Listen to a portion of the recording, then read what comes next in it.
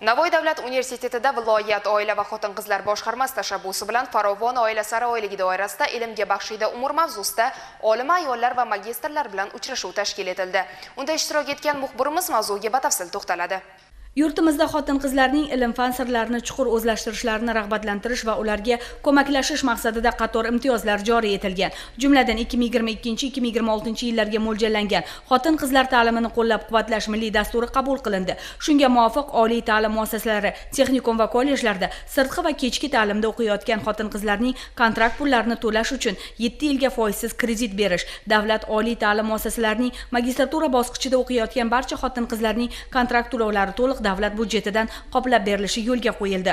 Farovon oila sari oyligi doirasida ilmga baxshida umr mavzusida olima ayollar va magistrlar bilan bo'lib o'tgan uchrashuvda bu boradagi ishlar ko'lami viloyat misolida tahlil etildi.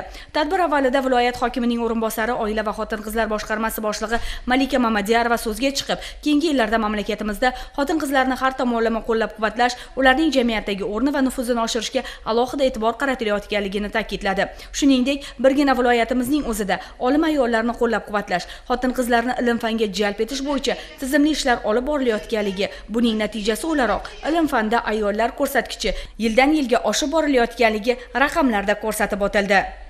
Yurtimizda tashkil etilgan olima ayollar va magistrlar davra suhbati biz uchun juda ham foydali va manfaatli bo'ldi deb hisoblayman. Ustozlarimizning bosib o'tgan yo'llari, ularning ilm yo'lida boshlaridan o'sha o'tgan kechinmalari, qiyinchiliklari biz uchun bir hayotiy dars bo'ldi. O'zimiz uchun juda ham kerakli bo'lgan ma'lumotlarni oldik. Kelajakda ustozlarimizga o'xshab ilm yo'lidan borishga harakat qilamiz.